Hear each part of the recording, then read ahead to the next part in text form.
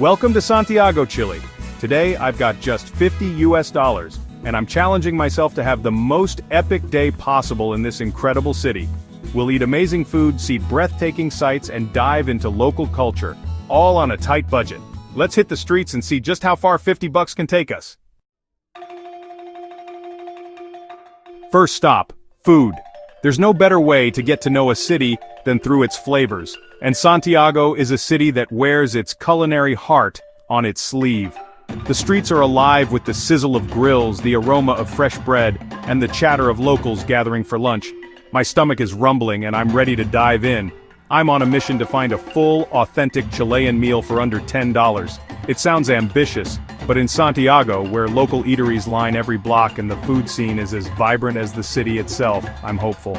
I pass by tempting street food stalls, but I want the real deal, a sit-down meal that locals love. I duck into a bustling local spot, packed with Santiago residents. Always a good sign. The place is alive with energy, the clatter of cutlery, and the hum of conversation. There's a comforting sense of community here, where families, friends, and solo diners all gather for a taste of home. The owner grins and says, "Everything, my friend," when I ask what I can get for $10. His pride in the menu is obvious, and he's eager to show off the best of Chilean home cooking. He points out a few favorites, but one dish stands out immediately. I order pastel de choclo, a golden corn pie stuffed with beef, chicken, olives, and a hard-boiled egg. This dish is a true Chilean classic, a comfort food that's been passed down through generations. The chef prepares it with care, layering sweet corn puree over a savory filling, then baking it until the top is caramelized and bubbling. The aroma is unreal, and the first bite is a perfect mix of sweet corn and savory meat. The flavors are rich and layered, the sweetness of the corn, the saltiness of the olives, the tender chicken and beef, and the surprise of a hard-boiled egg in every forkful. It's a dish that tells a story, blending indigenous ingredients with Spanish influences. This is comfort food at its finest, hearty, flavorful, and deeply satisfying. Every bite feels like a warm hug, and I can see why locals come back for this dish again and again. It's the kind of meal that makes you slow down and savor the moment. The atmosphere is warm and welcoming, and I feel like I've been invited into someone's home. The walls are decorated with local art, and the staff treat everyone like family. There's a sense of belonging here, even for a traveler passing through. I polish off the plate, completely stuffed, and brace for the bill. I'm already thinking about how this meal would cost so much more back home, but here, it's an everyday pleasure. Total cost, $7.50. Unreal value for a meal this good. It's almost hard to believe that such quality and generosity can come at such a low price. The owner gives me a friendly nod as I pay, clearly proud to offer great food at a price everyone can afford. In the US, this would be triple the price. Here it's a reminder that some of the best food experiences don't have to break the bank. It's about finding those local gems where passion and tradition matter more than fancy decor or high prices. It's proof you don't need a big budget to eat well while traveling. With a little curiosity and a willingness to explore, you can find incredible meals that are both affordable and unforgettable. Santiago's food scene is a treasure trove for anyone who loves to eat and discover new flavors. With a full stomach and $42.50 left, it's time to see what else Santiago has in store. The city is calling, and I'm ready to keep exploring. One bite, one street, and one story at a time. Next up, a local's tour of the city's hidden gems. From secret alleyways to vibrant markets, I can't wait to see what surprises Santiago has waiting just around the corner.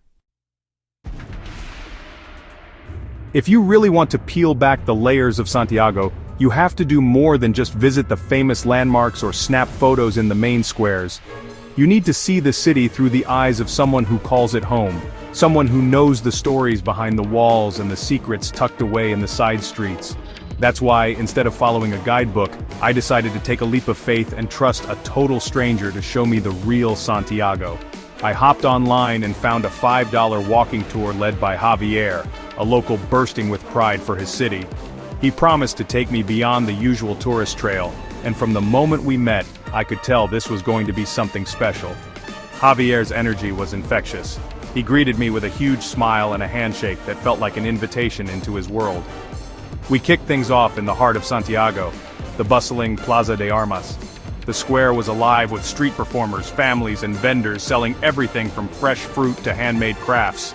Javier pointed out the Grand Cathedral and the historic post office, but he was more interested in the people and the pulse of the city than just the buildings.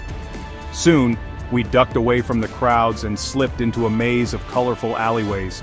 Here, the walls were covered in vibrant street art, murals that told stories of hope, protest, and community. Javier explained how each piece was a voice for the neighborhood, a living, breathing gallery that changed with the times. He shared the stories behind the artists, and suddenly, the city felt like an open book. As we wandered, Javier stopped at a small, unassuming plaque embedded in the sidewalk, a Piedra de la Memoria, or memory stone. He explained that these stones mark places where important and often tragic events in Chile's political history took place. Listening to Javier recount the stories of resistance, loss, and hope, I realized these were the kinds of details you'd never find in a typical guidebook. It was a powerful reminder of the city's resilience and the importance of remembering the past. Our journey took us next to La Staria, a neighborhood that felt like a world of its own. The streets were lined with cozy cafes, quirky bookstores, and antique shops overflowing with treasures. Poets and artists have long called this area home, and you could feel their creative spirit in the air. Javier pointed out his favorite coffee spot, a tiny place tucked behind a record store, and insisted we stop for a quick espresso. It was the kind of place only a local would know. Every recommendation Javier gave felt like a secret being passed down. He steered me away from the crowded tourist traps and instead shared the hidden gems. An old bakery famous for its empanadas, a mural painted by a legendary local artist, and a tiny park where musicians gather at sunset. These were the places that made Santiago feel alive and authentic. But what really made the tour unforgettable was the conversation. Javier didn't just recite facts, he shared his own experiences, his family's stories, and his hopes for the future of his city. We laughed about cultural quirks, swapped travel stories, and talked about everything from politics to football. It felt less like a tour, and more like making a new friend. As the sun began to set, Javier led me to a nondescript building and up a narrow staircase. At the top, a door opened onto a secret rooftop bar with a jaw-dropping view of the Santiago skyline. The city stretched out in every direction, the mountains glowing pink in the evening light. This was a spot only locals knew about, a place to unwind, sip a cold drink, and watch the city come alive at night. For just $5 and a well-deserved $10 tip, I got so much more than a tour. I got a crash course in Santiago's history, its art, and its soul. I left with a deeper understanding of the city and a new friend to message the next time I'm in town. This is exactly why I travel. It's not just about ticking off sites or collecting souvenirs, it's about connecting with real people, hearing their stories and creating memories that last long after the trip is over. These are the moments that make every journey unforgettable. So, after today's adventure, our running total is now $22.50. Not bad for a day packed with history, art, and genuine connection. And the journey's not over yet. Next up, we're taking things to new heights. Literally. Santiago's skyline is calling, and I can't wait to see what's waiting for us at the top. Let's go up. If you're looking for a truly classic Santiago adventure, there's nothing quite like riding the city's historic funicular up the slopes of Cerro San Cristobal. For just $4, you get to step back in time and experience a piece of living history. This train has been carrying locals and travelers alike for over a century. The anticipation builds as you wait in line at the charming old station, surrounded by the buzz of excited visitors and the distant hum of the city below. The funicular itself is a beautiful relic, its vintage design and bright colors standing out against the green hillside, promising a journey that's as much about the ride as the destination. As the funicular begins its steep ascent, the city of Santiago slowly unfolds beneath you. The bright red train rattles and hums along the tracks, climbing higher and higher, and every window offers a new perspective. To one side you see the city's neighborhoods stretching out in a patchwork of rooftops and parks. To the other, the majestic Andes rise up, their snow-capped peaks gleaming in the sunlight. The higher you go, the more breathtaking the view becomes, and it's impossible not to feel a sense of wonder at the sheer scale of the landscape. The ride is short but unforgettable, a perfect blend of nostalgia and excitement. When you finally reach the summit, you're greeted by a panoramic view that's nothing short of spectacular.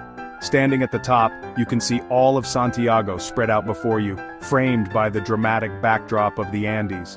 The city seems to stretch on forever, a vibrant tapestry of life and color, while the mountains provide a sense of calm and grandeur. It's a place where you can truly appreciate the unique geography of Santiago, urban energy nestled right up against wild, natural beauty. The 360-degree view is jaw-dropping and it's easy to lose track of time just taking it all in. At the summit, the iconic Virgin Mary statue stands tall, watching over the city with a serene presence. This spot is more than just a viewpoint, it's a peaceful retreat from the hustle and bustle below. Locals and tourists alike gather here to relax, reflect, and enjoy the fresh mountain air. The atmosphere is calm and welcoming, with families picnicking on the grass, friends snapping photos, and solo travelers simply soaking up the tranquility. It's a world away from the busy streets of Santiago, and the sense of peace is almost tangible.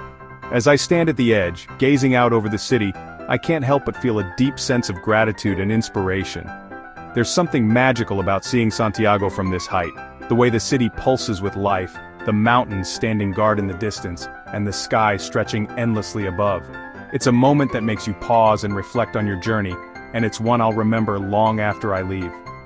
Riding the funicular to the top of Cerro San Cristobal is an absolute must for any visitor to Santiago. It's affordable, memorable, and offers a unique perspective on the city that you simply can't get anywhere else. For just a few dollars, you get a priceless experience, one that combines history, adventure, and stunning natural beauty. Plus, it's a great way to meet fellow travelers and share in the excitement of discovering a new place. The journey down is just as enchanting as the ride up.